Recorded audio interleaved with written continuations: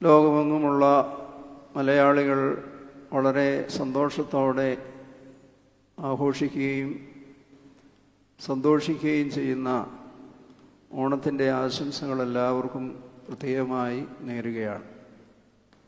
അതോടൊപ്പം തന്നെ പരിശുദ്ധയായ ദൈവമാതാവിൻ്റെ ജന്മപ്പെരുന്നാളിനോടനുബന്ധിച്ചുള്ള വ്രതാനുഷ്ഠാനത്തോടുകൂടിയുള്ള നൊയമ്പിൽ വളരെയധികം ആളുകൾ ഭക്തിയോടെ പങ്കെടുക്കുന്ന ഒരു സന്ദർഭം കൂടിയാണ്.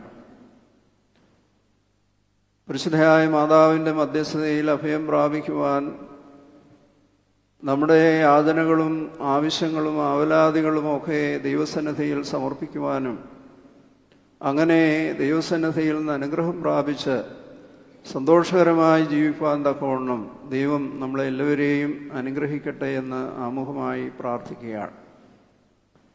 നമ്മൾ ഈ ലോകത്ത് ജീവിക്കുമ്പോൾ രണ്ട് യാഥാർത്ഥ്യങ്ങളെ അഭിമുഖീകരിക്കേണ്ടതായിട്ടുണ്ട്.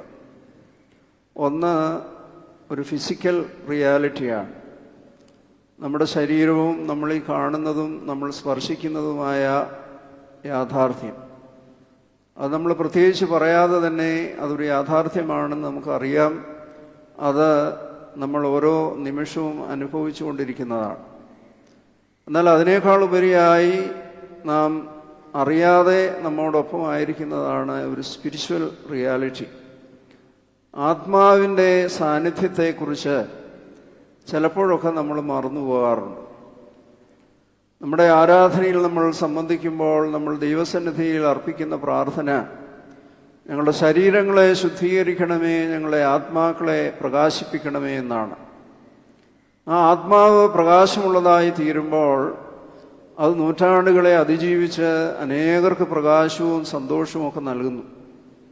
ഈ ലോക ജീവിതത്തിൽ ചിലപ്പോൾ പ്രതിസന്ധികളിലൂടെ, വേദനകളിലൂടെ, രോഗങ്ങളിലൂടെ ഒക്കെ ആയിരിക്കും അവർ കടന്നു പോകുന്നത്.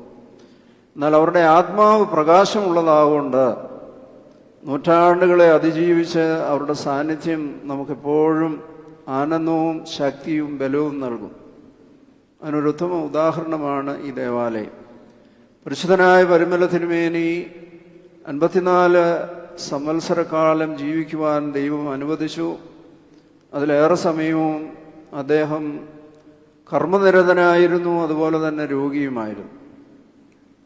എന്നാൽ ആ കാലഘട്ടത്തിന് ശേഷം ഒരു നൂറ്റാണ്ടിന് ഇപ്പുറത്ത് നിൽക്കുമ്പോൾ ആ ആത്മാവിൻ്റെ പ്രകാശം എത്രമാത്രം നമ്മെ സന്തോഷിപ്പിക്കുന്നു, ആനന്ദിപ്പിക്കുന്നു, ആശ്വസിപ്പിക്കുന്നു എന്നുള്ളത് പറയാതെ തന്നെ അനുഭവത്തിലൂടെ നമുക്കറിയാവുന്ന കാര്യമാണ്. അതുകൊണ്ട് ഈ വലിയ സാധ്യതകളോടുകൂടിയാണ് ദൈവം ഈ ലോകത്തിലേക്ക് നമ്മെ അയക്കുന്നത്. ദുഃഖവെള്ളിയാഴ്ച പ്രാർത്ഥനയിൽ ഇപ്രകാരം നമ്മൾ പാടുന്നുണ്ട്: മറിയാമിൽ നേറ്റ മെയ്യോടുകൂടി സ്ലീബായിന്മേൽ നീ ഏറി. അടുത്ത പ്രാവശ്യം അത് പാടുമ്പോൾ ശ്രദ്ധിക്കണം. മറിയാമിൽ നിന്ന് സ്വീകരിച്ച ആ ശരീരം, ഈ ബലഹീനതയുള്ള, പാപമുള്ള, വീഴ്ചയുള്ള, രോഗമുള്ള, സങ്കടമുള്ള ഈ മനുഷ്യത്വം ദൈവത്തോട് ചേർന്ന് ആദ്യ മനുഷ്യൻ തൻ്റെ വാസത്തിന് വേണ്ടി അടിച്ചിരുന്ന കൂടാരത്തിൽ നിന്ന് പുറത്തു പോയി കഴിഞ്ഞപ്പോൾ ആ മനുഷ്യപ്രകൃതത്തോട് ദൈവത്തിന് അനുതാപം തോന്നി, അനുകമ്പ തോന്നി. ദൈവം തന്നെ ഇറങ്ങി വരുവാൻ തിരുമനസ്സായി. അത് മറ്റൊരു മതത്തിലും കാണാത്ത വലിയ ഒരു സ്നേഹത്തിൻ്റെ പ്രദർശനമാണ്. കന്യകമറിയാമിൽ നിന്ന് നമ്മുടെ മനുഷ്യത്വത്തെ തൻ്റെ സ്വന്തമാക്കി. തൽസാമ്യം നാം പൂണ്ടിടുവാൻ നമ്മുടെ സാമ്യം അവൻ പൂണ്ടു. അങ്ങനെ നമ്മുടെ പ്രകൃതം അവൻ്റെ സ്വന്തമാക്കി അവൻ പൂർണ്ണ മനുഷ്യനും പൂർണ്ണ ദൈവവുമായിരിക്കും. അവൻ നമ്മെ ഭയപ്പെടുത്തിയിരുന്ന മരണത്തെ അവൻ മരണം രുചിച്ചു നമുക്ക് വേണ്ടി. അതുകൊണ്ട് നമ്മുടെ സൃഷ്ടാവ് നമ്മെപ്പോലെ ഈ ലോകത്തിലായിരിക്കുകയും പാപമൊഴിയെ സകലത്തിലും നമ്മുടെ വിചാരവികാര ഭാവഹാവാദികളിലൂടെ എല്ലാം കടന്നുപോയി നമ്മെ ഭയപ്പെടുത്തുന്ന മരണത്തെ അവൻ കീഴടക്കി. അവൻ മരണം രുചിച്ച് പ്രത്യാശയുടെ വലിയ വാതായനം നമുക്ക് തുറന്നു തന്നു. അതാണ് കന്യകമറിയാമിൻ്റെ വലിയ പ്രസക്തി സഭയിലുള്ളത്. മറിയാമിൽ നേറ്റ മെയ്യോടുകൂടി സ്ലീബായിൽ മേൽ അവനേറി. ഓരോ വിശുദ്ധ കുർബാനയിലും കർത്താവിൻ്റെ തിരുശരീരരക്തങ്ങൾ അർപ്പിക്കുമ്പോൾ അതിൽ നിന്ന് മറിയാം മാറി നിൽക്കുവാനായിട്ടോ മാറ്റി നിർത്തുവാനായിട്ടോ ഒക്കുകയില്ല. കർത്താവിൻ്റെ മനുഷ്യാവതാരത്തിലെ മർമ്മപ്രധാനമായ ഒരു സ്ഥാനം പരിശുദ്ധയായ മാതാവിനുണ്ട്. വിശുദ്ധ കുർബാന ആരംഭിക്കുന്നത് തന്നെ നിന്നെ പ്രസവിച്ച മറിയാമും നിന്നെ മാമോദീസാമുഖി യോഹന്നാനും ഞങ്ങൾക്ക് വേണ്ടി അപേക്ഷിക്കുന്നു എന്ന് പറഞ്ഞ് ആ മനുഷ്യാവതാരത്തിൻ്റെ ഭൂമിയിലുള്ള ബന്ധത്തെ അരക്കിട്ടുറപ്പിച്ചുകൊണ്ട് അതിലൂടെ മനുഷ്യവർഗത്തിന് ലഭിക്കുന്ന ശ്രേഷ്ഠമായ സ്ഥാനം, ഉന്നതമായ പദവി ആഗ്രഹിച്ചുകൊണ്ട് പ്രതീക്ഷിച്ചുകൊണ്ടാണ് ബലിയർപ്പിക്കുന്നത്.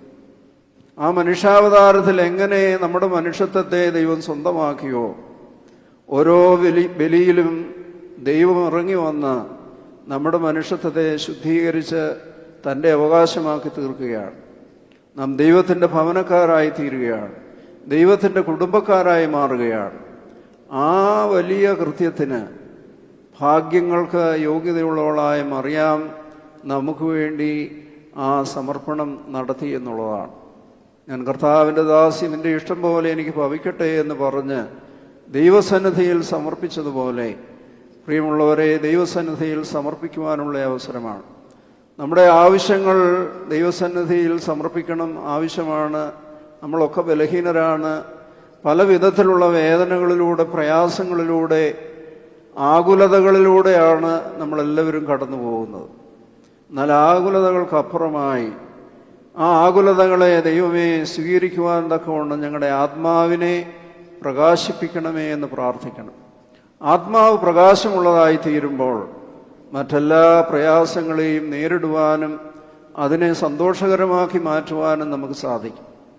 ആയതുകൊണ്ട് ദൈവസന്നിധിയിൽ നമ്മളായിരിക്കുമ്പോൾ പരിശുദ്ധയായ മാതാവിൻ്റെ പ്രത്യേകിച്ച് ജനന പെരുന്നാളിന് വേണ്ടി വളരെയധികം ആളുകൾ വ്രതനിഷ്ഠയോടുകൂടി നൊയമ്പ് നോൽക്കുന്ന, പ്രാർത്ഥിക്കുന്ന, ദൈവസന്നിധിയിൽ അടുത്തു വരുന്ന സന്ദർഭത്തിൽ പരിശുദ്ധയായ മാതാവിനെ പോലെ ഈ ലോകത്തിൻ്റെ രക്ഷയ്ക്ക് മുഖാന്തരമായി തീരുവാൻ എങ്ങനെ പരിശുദ്ധയായ മാതാവ് യോഗ്യയായി തീർന്നുവോ, അതുപോലെ ദൈവമേ ഞങ്ങളുടെ ചെറിയ സാഹചര്യങ്ങളിൽ, ഞങ്ങളുടെ ചെറിയ ചുറ്റുപാടുകളിൽ ദൈവത്തിന് മഹത്വം കൊടുക്കുവാൻ, ദൈവം ഞങ്ങളോട് യോജിപ്പായിട്ട് തീരുവാൻ തക്കവണ്ണം ഞങ്ങളുടെ ആത്മാക്കളെ പ്രകാശിപ്പിക്കണമേ എന്ന് മുട്ടിപ്പായിട്ട് പ്രാർത്ഥിക്കണം. അങ്ങനെ പ്രകാശമുള്ളവരായി തീരുമ്പോഴാണ് ഇരുൾപിടി കൂടാ മശിഹാതൻ പ്രഭയിൽ ചേർന്ന് നടക്കുന്നവരായി തീരുന്നത്. നമ്മൾ പ്രകാശമുള്ളവരാണ് എന്ന് പറയുമെങ്കിലും ലോകത്തിലുള്ള എല്ലാ അന്ധകാരവും, എല്ലാ അധർമ്മവും, അനീതിയും നമ്മൾ വഹിച്ചുകൊണ്ട് സഭയായാലും ഇടവകയായാലും ഭവനമായാലും അന്ധകാരത്തിൻ്റെ കേന്ദ്രമായി മാറ്റിക്കൊണ്ടിരിക്കുന്ന സന്ദർഭമാണ്. എന്നാൽ അതിൽ നിന്ന് മാറ്റമുണ്ടാകണമെങ്കിൽ നമ്മൾ ഓരോരുത്തരും പ്രകാശമുള്ളവരായി തീരണം. ആ പ്രകാശമാണ് ലോകത്തെ പ്രകാശിപ്പിക്കുന്നത്, ദൈവത്തെ മഹത്വപ്പെടുത്തുന്നത്. വാസ്തവമായി ദൈവം ഇവരുടെ ഇടയിലുണ്ട് എന്ന് മറ്റുള്ളവർ കണ്ട് ദൈവത്തെ മഹത്വപ്പെടുത്തുവാൻ തക്കവണ്ണം ദൈവസന്നിധിയിൽ നമുക്ക് സമർപ്പിക്കാം. ഞാൻ ആദ്യം സൂചിപ്പിച്ചതുപോലെ നാം ആയിരിക്കുന്ന ഈ മലയാള നാട്ടിൽ മലയാളികൾ എവിടെല്ലാം ഉണ്ടോ അവിടെല്ലാം അവർ സന്തോഷത്തിൻ്റെ, നീതിയുടെ, പ്രത്യാശയുടെ ദിവസങ്ങളായി, പരസ്പര സ്നേഹത്തിൻ്റെയും സൗഹൃദത്തിൻ്റെയും സന്ദർഭങ്ങളായി ഈ ദിവസം പ്രത്യേകമായി വേർതിരിച്ചിരിക്കുകയാണ്. ആ ആഘോഷം അതിരുവിട്ടു പോകാതെ ദൈവകൃപയിൽ ആശ്രയിച്ചുകൊണ്ട് സൗഹൃദത്തിൻ്റെ ഒരു വലിയ ഓണം ആഘോഷിക്കുവാൻ നമുക്ക് കഴിയട്ടെ. ഓരോ ഓണവും ഓർമ്മപ്പെടുത്തലുകളാണ്. സത്യത്തെ എത്രമാത്രം ചവിട്ടിത്താഴ്ത്തിയാലും അത് ഇന്നല്ലെങ്കിൽ നാളെ ഉയർത്തെഴുന്നേൽക്കും, അതിനെ അഭിമുഖീകരിക്കേണ്ടി വരും എന്നുള്ളത് നമ്മെ ഓർമ്മപ്പെടുത്തുകയാണ്. ആ വലിയ ഓർമ്മപ്പെടുത്തൽ നമ്മുടെ ജീവിതത്തിൽ ഉണ്ടാകണം.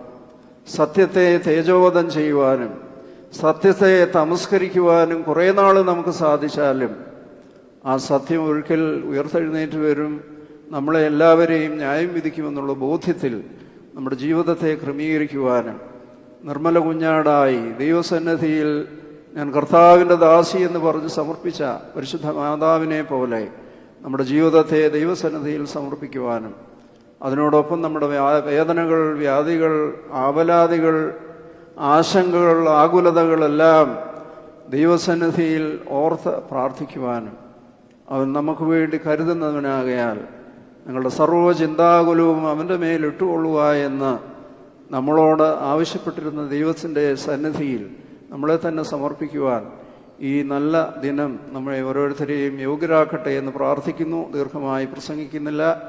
ദൈവത്തിൻ്റെ കൃപ സമൃദ്ധിയായി നമുക്കെല്ലാവർക്കും ലഭിക്കുവാനും എല്ലാവർക്കും സന്തോഷവും സമാധാനവും സംതൃപ്തിയും ലഭിക്കുവാൻ തക്കവണ്ണം ദൈവത്തിൻ്റെ പരിശുദ്ധ റൂഹ നമ്മെ സഹായിക്കട്ടെ എന്ന് പ്രാർത്ഥിച്ചുകൊണ്ട് ഞാൻ എൻ്റെ വാക്ക് ചുരുക്കുന്നു. ദൈവം നമ്മെ എല്ലാവരെയും അനുഗ്രഹിക്കട്ടെ.